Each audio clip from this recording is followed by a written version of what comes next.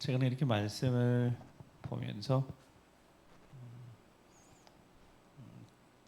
하나님의 말씀 속에는 어떤 이렇게 흐르는, 그러니까 어느 곳이든 하나님이 하시는 일이니까 그 하나님이 하신 일을 나타내거나 표현하는 데는 이렇게 계속 어떤 통하는, 흐르는 어떤 말씀들, 단어들이 있지 않을까라는 마음을 가지고 하나님 말씀을 좀 최근에 본 적이 있습니다.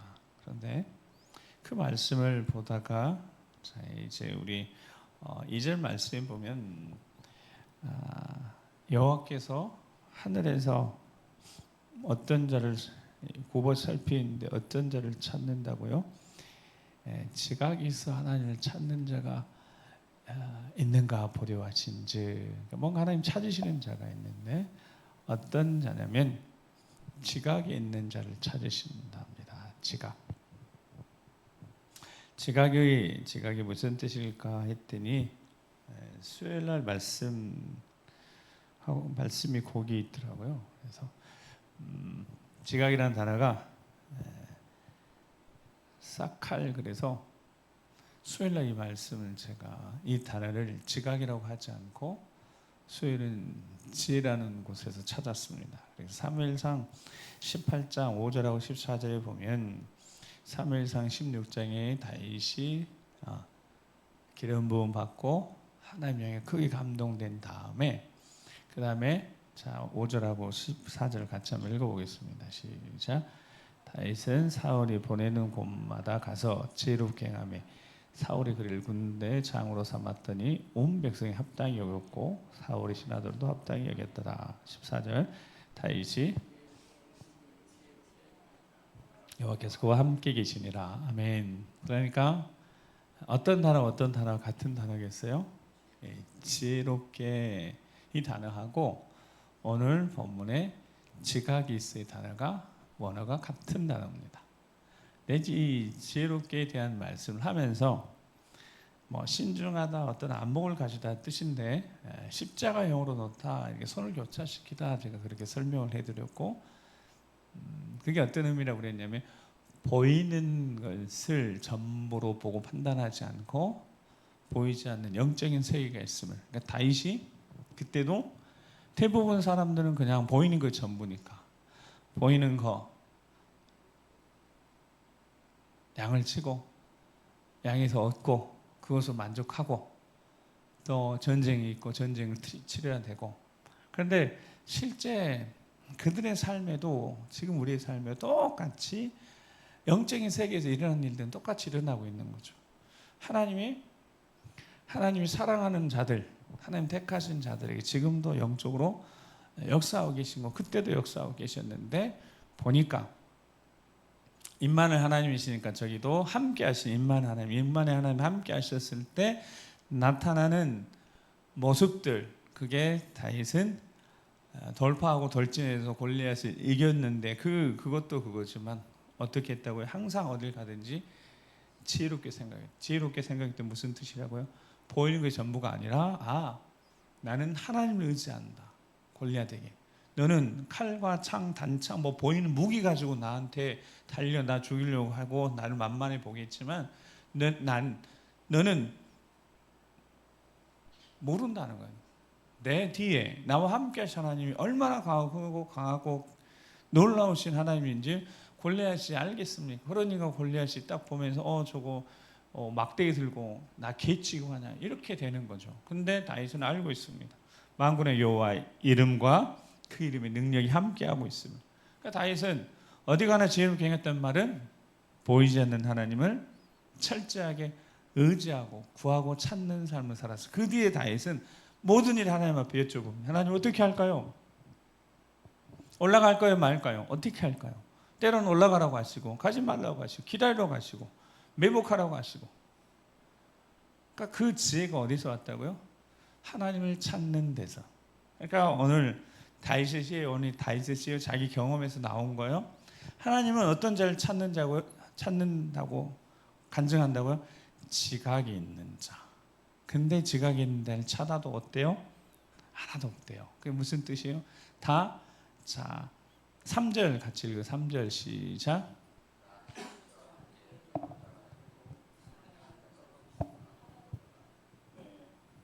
왜 지각이 없어요? 거기 표현을 치면 다 어떻게 해요? 치우쳐서. 어느 쪽에 치우쳐있다는 뜻이겠어요? 보이는 것이 전부인, 다 보이는 것만, 거기만 신경 쓰고 보이는 것을 쫓아가고 보이는 것 소망, 그렇게 다 치우쳐 있으니까 지각이 없는 거죠. 하늘의 뜻을 알 수도 없고 하나님의 영광을 경험할 수도 없고, 그러니까 선을 행할 수도 없는 거예요. 왜? 선하신 하나님 모르니까. 다 치우쳐 있다는 거예요. 다 치우쳐 그렇게 살아간다는 거예요. 그래서 치우쳐 함께 어떤 자가 되고 더러운 자가 되고, 이 더러운 자가 무슨 뜻이냐면 뒤섞이다. 세상과 섞여가지고 세속화 되어져서 보이는 것만 그냥 전부인 거예요. 예수 믿으면서도 뭐 보이는 거, 아파트 보여지는 거, 좋은 거 이렇게 그냥 엄청, 그게 어떤 결과라고요? 지각이 없어서 그냥 세상과 섞여 치우쳐서 그냥 보이는 것이 전부인 세상이 되어버린 거예요. 다윗도 그 시대에 영적인 통찰력 가지고 보니까 그렇게 하나님을 찾는 사람이 없는 거예요. 증명이 됐잖아요. 그 블레셋하고 전쟁을 하는데 저쪽에서 하나님을 알지 못하는 골리앗이 나와서, 야, 우리 수고할 필요 없으니 1대1로 그쪽 하나 보내고 나랑 싸워서, 야, 너희가 이기면 우리가 종 되고 내가 이기면 너희 종 되라. 그렇게 했을 때 아무도 나서지 못한 이유가 무슨 이유였다고요? 보이는 것이 다 전부였어요. 다윗 형들이 있어도, 사울이 있어도 하나님을 찾는 자가 없었기 때문에 생긴 일들 아니겠습니까? 근데 다윗은 아까 3일상 18장에 지혜가 있었어요. 지각이 있었어요. 하나님을 찾았어요. 하나님 불렀어요. 하나님 의지했어요. 그래서 실제로 하나님을 만나고 하나님 경험했습니다. 그러니까 여러분, 이 영적인 지각, 영적인 감각, 뭐 이게 얼마나 중요한지. 다윗 시대도 너무너무 중요했다는 거예요. 근데 다윗 시대보다 지금 시대가 그럼 덜 중요할까? 아니요, 다윗 시대는 전쟁을 하면 직접 칼, 창 뭐 이런 걸로 하니까 다윗은 죽을 수도 있잖아요. 죽으면 끝나는 거잖아요. 그 생각이 들어요. 어쩌면 다윗이 더 절박했지 않았을까요? 골리앗 앞에 싸우러 가는데 잘못했다면 죽습니다. 뭐 이거는 사람 목숨 여러 개 있는 것도 아니고, 다윗이 더 절박했을 것 같아요. 그러니까 더 간절히 찾았을 것 같아요. 나중에 도망 다니는 때 다윗은 너무 절박했고, 언제 때 사울이 공격할지 모르니까 어쩌면 다윗이 더 절박했겠다. 왜냐하면 목숨 한번 뭐 끝나면 끝나는 거니까. 근데 우리는 생각해 보니까 그런 관점이 없어도 그냥 잘 살고 있는, 뭐 별 문제 없는, 하나님을 굳이 막 그렇게 찾지 않아도 별 문제 없이 살아가고 있는 듯한 거예요. 근데 이게 사탄에게 속아서 자세히 뭐 무너지는 거지. 이게 영적으로 치면 깨어있다면 우리가 정신 차릴 수밖에 없지 않겠습니까? 부르짖어 기도, 하나님 찾고, 우리도 지각이 있어야죠. 보이는 게 전부가 아니니까.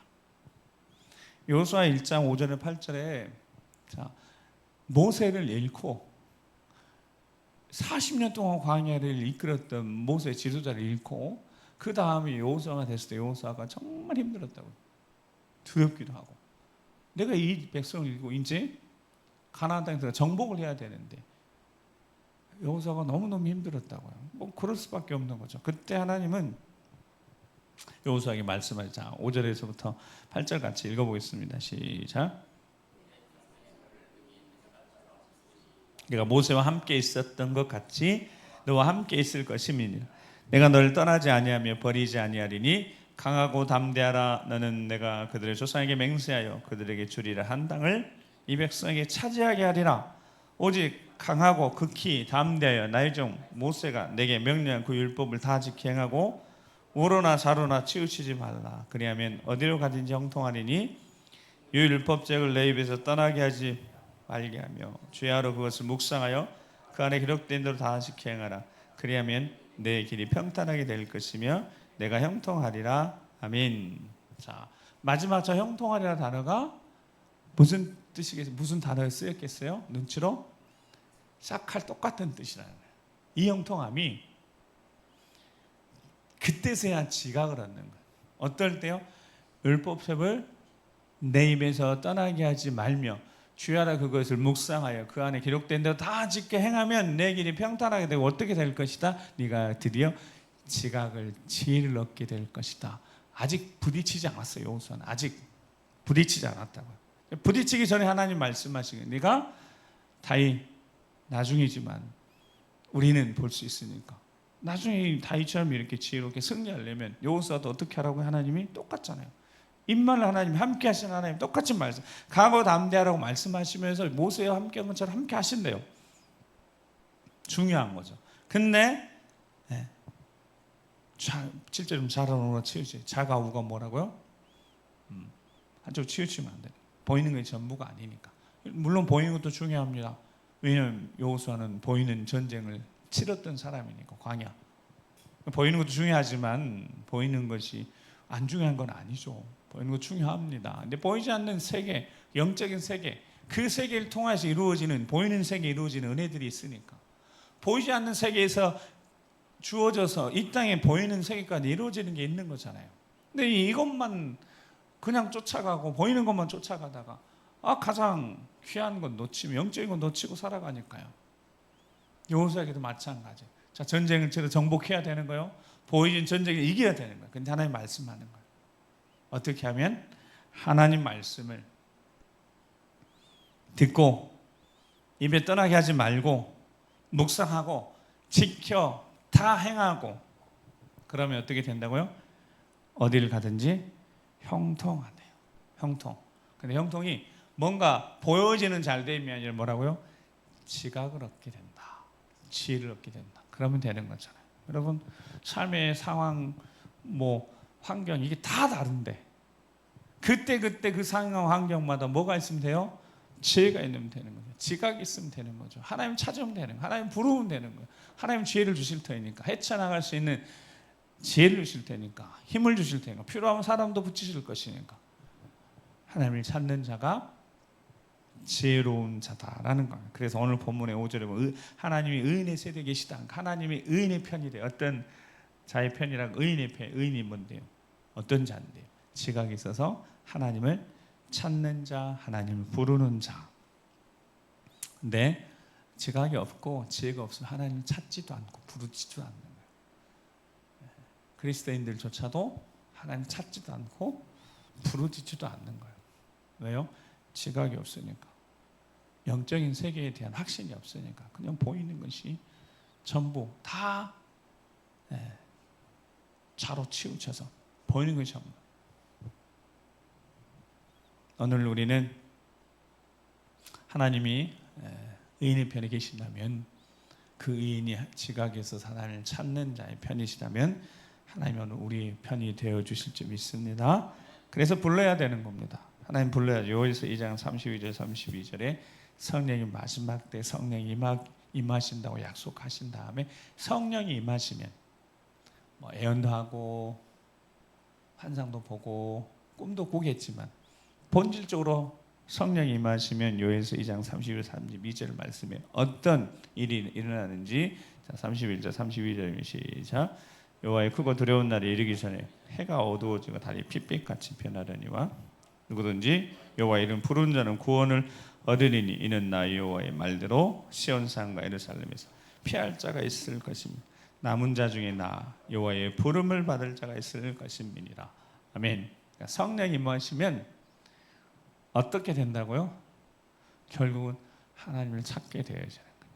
두려운 날이 임하기 심판 날이 이르기 전에 제대로 하나님을 이름을 부르고 예수 그리스도 이름을 부르고 그 이름의 능력을 의지해서 세상을 이기는 자들, 그래서 피하는 자들, 남은 자들, 하나님 앞에 부름 부른 자들, 그래서 공중에서 주님 임하셨을 때 우리 이름 부르셔서 들림 받을 자들, 그렇게 마지막 때를 약속하셨으니까 오늘도 주의 이름을 부르는 예수 그리스도의 이름을 제대로 부르는, 그래서 그 이름의 능력을 체험해서 여기 6절에 오늘 본문에 피난처, 진짜 피난처, 안전지대, 영적으로 머물러 있고, 우리뿐만 아니라 우리 믿음의 가정도 그렇고 하나님 교회도 그렇고 마지막 때 그렇게 예수 그리스도의 이름으로 승리하는 우리가 되길 주의 이름으로 축복합니다. 기도하시겠습니다. 우리 함께 기도하시면서